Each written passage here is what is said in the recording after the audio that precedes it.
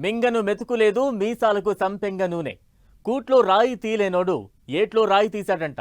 ఈ సామెతలు పుట్టింది ఇక్కడే అయినా కరెక్ట్గా సెట్ అయ్యేది మాత్రం పొరుగు దేశం పాకిస్తాన్కే. ఈ మధ్య సౌదీ అరేబియా వేదికగా జరిగిన అంతర్జాతీయ సైనిక ప్రదర్శన, ఉమ్మడి సైనిక విన్యాసాల్లో పాకిస్తాన్ ఆర్మీ చురుగ్గా పాల్గొంది. అంతర్జాతీయ సమాజం ముందు తాము చాలా ప్రొఫెషనల్, శక్తివంతమైన సైన్యమని నిరూపించుకోవడానికి పాక్ ప్రధాని షెహబాజ్, ఆర్మీ చీఫ్ మునీర్ తెగ ప్రయత్నాలు చేశారు. గ్లోబల్ లెవెల్లో పాక్ సైన్యం కీర్తిని చాటుకునే ప్రయత్నం అక్కడ జరిగింది. కానీ రియాలిటీ వేరు. ఆర్మీ అంతర్జాతీయంగా ప్రశంసలు పొందుతున్న అదే సమయంలో పాకిస్తాన్ లోపల మాత్రం ఉగ్రవాదులు రక్తపాతం సృష్టిస్తున్నారు, నరమేధం సాగిస్తున్నారు. అంతర్యుద్ధాల్ని ఆపలేకున్నా అంతర్జాతీయంగా హీరోయిజం, బిల్డప్లతో పాక్ ఇంటా బయట నవ్వుల పాలు. 15 రోజుల్లో 5 దాడులు, 50 మందికి పైగా మృతి. అయినా దేశాల మధ్య పంచాయతీలు తీర్చేస్తానంటూ ప్రగల్భాలు. అంతర్జాతీయంగా పాక్ ఉన్న పరువు కాస్త తీసేసుకుంటోంది. తన వేలితో తన కంట్లోనే పొడుచుకుంటోంది. తన చేతగానితనాన్ని ఎప్పటికప్పుడు నిరూపించుకుంటూనే ఉంది. దీనికి నిదర్శనమే 15 రోజుల్లో 5 దాడులు జరిగి 50 మంది మృత్యువాత పడ్డం. పాక్ ఫీల్డ్ మార్షల్ ఆసిమ్ మునీర్ నేతృత్వంలోని ఆర్మీ గతంలో ఎప్పుడూ లేనంతగా కష్టాలను, నష్టాలను, విమర్శల్ని ఎదుర్కొంటోంది. ఓవైపు అమెరికా, ఇరాన్ మధ్య శాంతి చర్చలు అంటూ ఇస్లామాబాద్ పేరును అంతర్జాతీయంగా వినిపించేలా చేస్తున్న పాక్ అంతర్యుద్ధాలు, నట్టింట్లో రక్తపాతం, ఆర్థిక సంక్షోభాల నుంచి గట్టెక్కేందుకు మాత్రం నానా తంటాలు పడుతోంది. ఇదే విషయాన్ని పాకిస్తాన్ మీడియా, సోషల్ మీడియా ఇప్పుడు కోడై కూస్తోంది. న్యూక్లియర్ పవర్ ఉన్న దేశం తమదని తొడలు కొట్టే పాక్ సైన్యం అసమర్థతతో కూడిన వైఖరి వరుస ఓటములతో దెబ్బతింటోంది. ఇది పాక్కు పెద్ద మైనస్ పాయింట్. అయినా సరే సిగ్గు ఎగ్గు లేకుండా ఆపరేషన్ సింధూరులో తామే విజయం సాధించామని గప్పాలు కొట్టుకుంటోంది.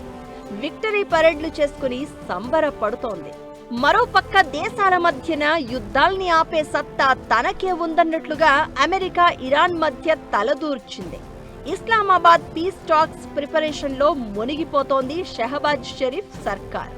అంతర్జాతీయ వేదికలపై తనకు హీరో ఇమేజ్ ఉన్నట్లు ప్రవర్తించే పాక్ తమ సొంత దేశంలో అంతర్గత శత్రువుల్ని ఎదుర్కోవడంలో మాత్రం అట్ట ఫ్లాప్ అవుతోంది.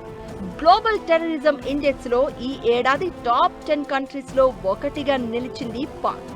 ఈ ఏడాది ఎక్కువగా టెర్రరిస్టుల వల్ల ప్రభావితమైన ప్రధానమైన దేశంగా పాక్ మిగిలిపోయింది.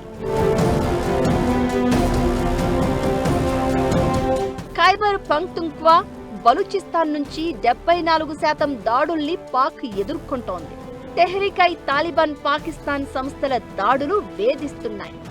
బలూచ్ లిబరేషన్ ఆర్మీ వల్ల పాకిస్తాన్ మిలిటరీ పలుమార్లు తీవ్రమైన ప్రతిఘటనల్ని ఎదుర్కోవాల్సి వస్తోంది. ఖైబర్ పఖ్తూన్ఖ్వా ప్రాంతంలో తెహ్రీక్-ఐ-తాలిబాన్ పాకిస్తానీ గ్రూపులు ఆత్మాహుతి దళాలుగా మారి ఆర్మీ పోస్టుల్ని ధ్వంసం చేశాయి. కానీ పాక్ ఆర్మీ నుంచి ఎలాంటి ప్రతిస్పందన లేదు సరికదా. తామే వీరులం, సూరులం అని ఇరాన్ యుద్ధంలో సౌదీ అరేబియా తరపున పాల్గొనేందుకు సైన్యాన్ని తరలించారు. ఇదే అదునుగా టీటీపీ మిలిటెంట్లు పాక్ మిలిటరీ చెక్ పోస్టులను దాటి పాక్ సైనికుల్ని లేపేశారు.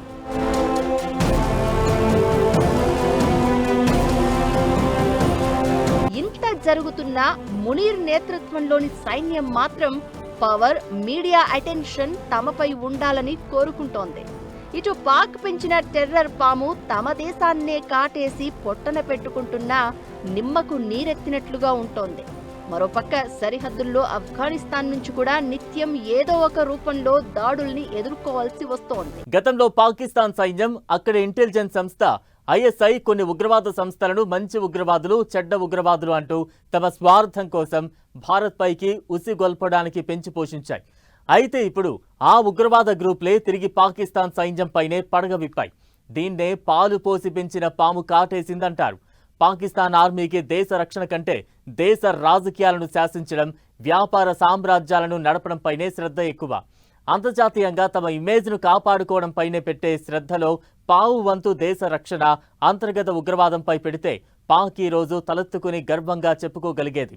కానీ అది జరగడం లేదు.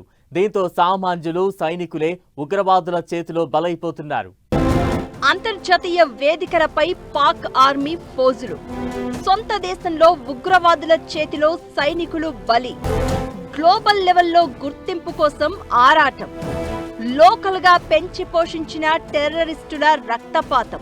ఈ ఏడాదిలోనే బలూచిస్తాన్ లిబరేషన్ ఆర్మీ పక్కా ప్రణాళికలతో క్వెట్టా పోర్ట్, గ్వాదర్ పట్టణాలను టార్గెట్ చేసుకున్నాయి.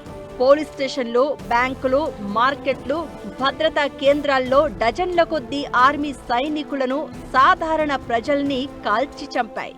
ఈ ఏడాది ఫిబ్రవరిలో ఇస్లామాబాద్ షియా మసీదులో అతిపెద్ద బాంబు పేలుడు జరిగింది. ఈ ఘటనలో 31 మంది సైనికులు ప్రాణాలు కోల్పోయారు. ఈ మధ్య కాలంలో ఈ దాడే అతి పెద్దది. మార్చ్, ఏప్రిల్ నెలల్లో కూడా చాలా చోట్ల ఆత్మాహుతి దళాలు రెచ్చిపోయాయి. గత నెలలో ఫతేఖేల్ ప్రాంతంలో కారు బాంబు పేలుడులో 20 మంది ఆఫీసర్లు మృత్యువాత పడ్డారు. గ్వాదర్ కోస్ట్ గార్డ్ వద్ద బలూచ్ లిబరేషన్ ఆర్మీ దాడుల్లో 3 అధికారులు ప్రాణాలు కోల్పోయారు. ఈ నెలలో కూడా వరుస దాడులతో పాక్ మిలిటెంట్లు రక్తపాతం సృష్టించారు. మే 7న వాయువ్య పాకిస్తాన్ ప్రాంతంలో మోర్టార్ షెల్స్ దాడులు జరిగాయి. ఇందులో 6 మృతి చెందారు. ఖైబర్ పంక్తుంక్వా చెక్ పాయింట్ దగ్గర మే 10న మిలిటెంట్ల కారు బాంబు దాడి జరిగింది. పోలీసులు ఎదురు కాల్పులకు దిగారు. ఈ ఘటనలో 15 మంది చనిపోయారు. ఈ దాడుల్లో చిన్న సైజు డ్రోన్లను కూడా వినియోగించారు మిలిటెంట్లు.